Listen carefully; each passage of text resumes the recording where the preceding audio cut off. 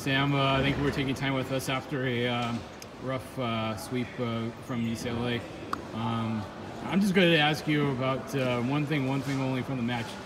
They had 15 aces and Micah had 6 of them. Have you ever been on the receiving end of a serving attack like that?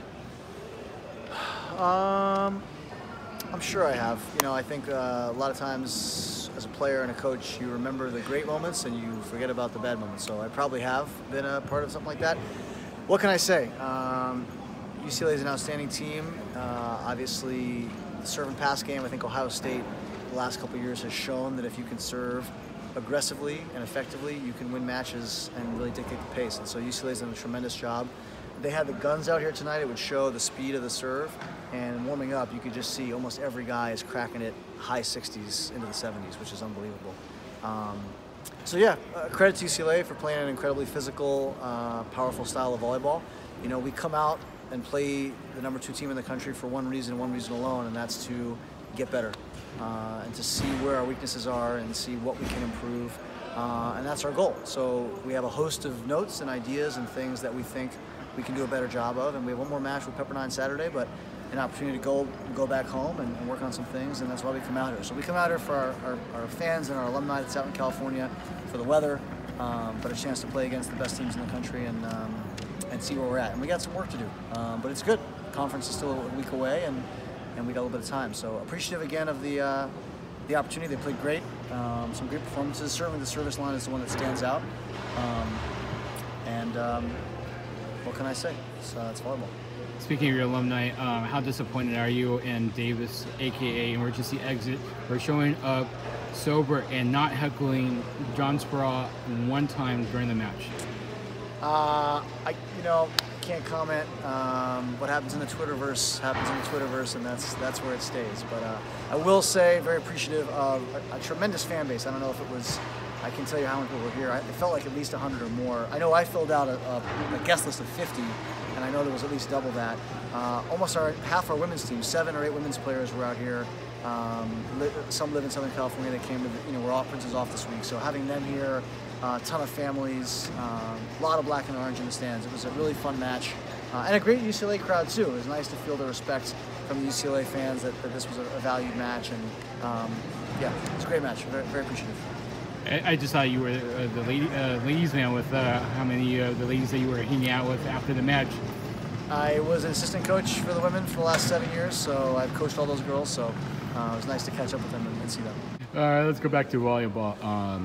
As long as I've been covering men's volleyball, you guys have been doing this trip, and I believe you said in an early interview since the early to mid-90s, if I'm not mistaken. Let's go back to last night. You guys played San Diego. Is it safe to say this is the best UC San Diego or ring coach team that you faced so far? Hard to say. It's my 9th year. We've been out here 9 years. I think we play San Diego every time. Maybe we missed 1 year, but 8 or 9 times we played them. It's hard to say because the level of the opponent or your perception of the match is so much based on your level of your team, you know? So we've beaten them a few times. They've beaten us more than we've beaten them, I believe. But I don't know. They've had some very good teams in the past, so I can't speak to the fact that maybe we weren't as strong in the past and they felt stronger, but last night's team was very good. Ironically, their best player didn't have a great night, the opposite, but they're very well coached. Coach Rin does a great job. And we were close there in the third set, 34-32. We were pleased with a little bit of fight that we had, which we showed here today, certainly in the first set and the first part of the second set. And that's kind of what we're going for, is to see some grind and some fight and some drive, which is there in spurts, and we're just finding a way to elongate it. Regardless of outcome, can we have the process to play great volleyball? So, yeah, it was a good match last night, thanks to, obviously, Coach Ring for hosting us and UCLA, and we're looking forward to Pepperdine on Saturday. Well, let's talk a little bit more about this match. You might have had a 10 to 15 minutes debriefing with your team. Can you share us why it took that long to debrief with your team, and what kind of topics did you go over? Sure. You know, I mean, our protocol after a match, the guys stretch. I try to talk to each guy briefly and connect on whatever's happened in the match, where we're at, and then we talk as a team. And, you know, my philosophy is one that encourages everyone to have a voice. And so a situation like that, or after practice, after matches, open it up. What are some thoughts? And it's very player-driven. And so Mike First, one of our captains, had a bunch of things to say, and then Junior Robo stepped in and said a bunch of things, and I sort of fed off of that. And I think both of their messages were. Junior specifically said, it's easy to point the finger and say we had 15 aces, or this didn't work, or that didn't work. Very easy to identify a problem or a lacking in somebody else. And his suggestion was everyone look inward and find out what can you do, what can each one of us do to be better and to make the team better. And Mike pointed out some things that we've harped on and we've been working on systematically or technique-wise that hasn't been changing. So we've been out here twice now, played some great teams, and we're having the same conversations on certain things. And so can we find a way, a mechanism to make some changes? Because we have played Pepperdine and then our conference is next week, and so those are the matches that the outcome really does matter.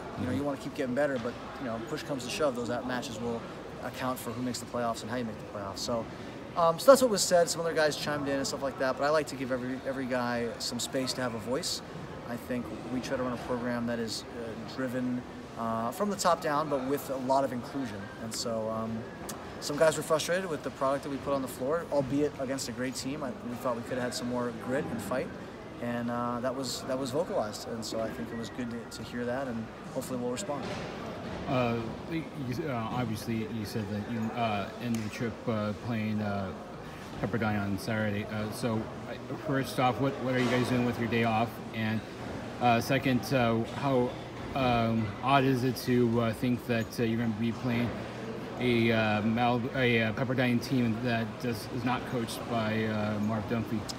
Yeah, so we will, tomorrow we have a certain pass up at Pepperdine. The guys are probably a little tired, so we're going to go up there and probably just get some passing reps and just feel the gym out a little bit. Then have a nice dinner, probably on the Malibu beach somewhere, and just relax and spend some team time together. A lot of this trip is spent with guys at their own family houses. We have a lot of families in LA and Southern California, or let's say Newport and stuff. Pepperdine's a little bit higher up there, so we're getting a team hotel, spend some team time together, which should be nice. Yeah, I've heard Marv is a volunteer coach for Pepperdine, so I'm excited to see him tomorrow and spend a little time with him. He's a guy, obviously a legend in the sport, that's been very generous, like Spara, with their knowledge to help younger coaches sort of come up in the game. And so looking forward to seeing him and playing a great team in a great gym, a historic volleyball environment, and hopefully continue to get better. And I have two questions from my favorite commissioner of all sports, Ivan Marquez. First one, we want to know what is your thoughts of the EIVA hiring a new assistant commissioner, Russell York.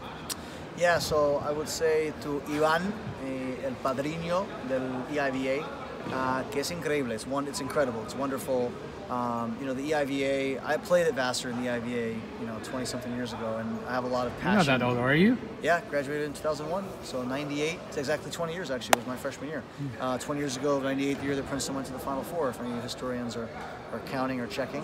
Actually, March 3rd at Princeton, we'll be unveiling a Final Four banner to honor those guys from 98.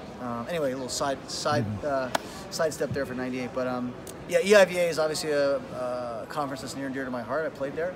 And, Ivan was at the time head coach at Concordia in New York, upstate New York, New Rochelle, something like that.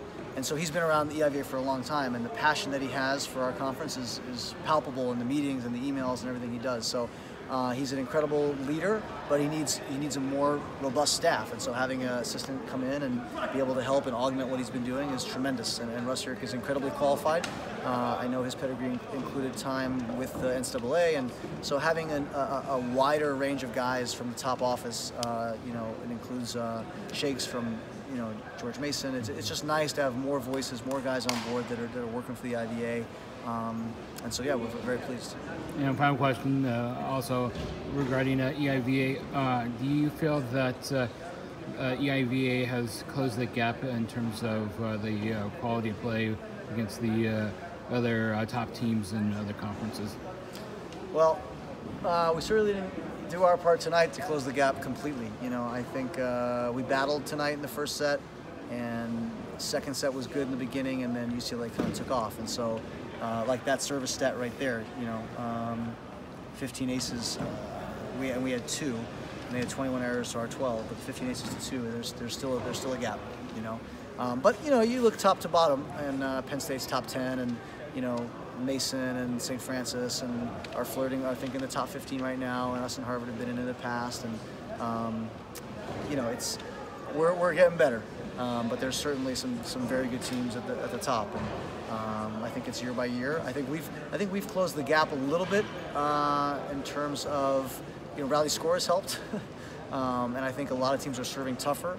But there's still a little bit of ways to go, but that makes it exciting, you know. And I think also with the MPSF breaking from the Big West, it's made scheduling. It's always not been hard to come play teams, but more teams are coming east. I think more teams are playing different teams. I think that's been an exciting change. And I think in the next few years, you're going to see more different combinations of teams playing, which is going to be fun if you're a men's volleyball fan. Well, thank you for taking time with us. Good luck against the Waves, and have a safe trip back to Princeton. Thank you very much.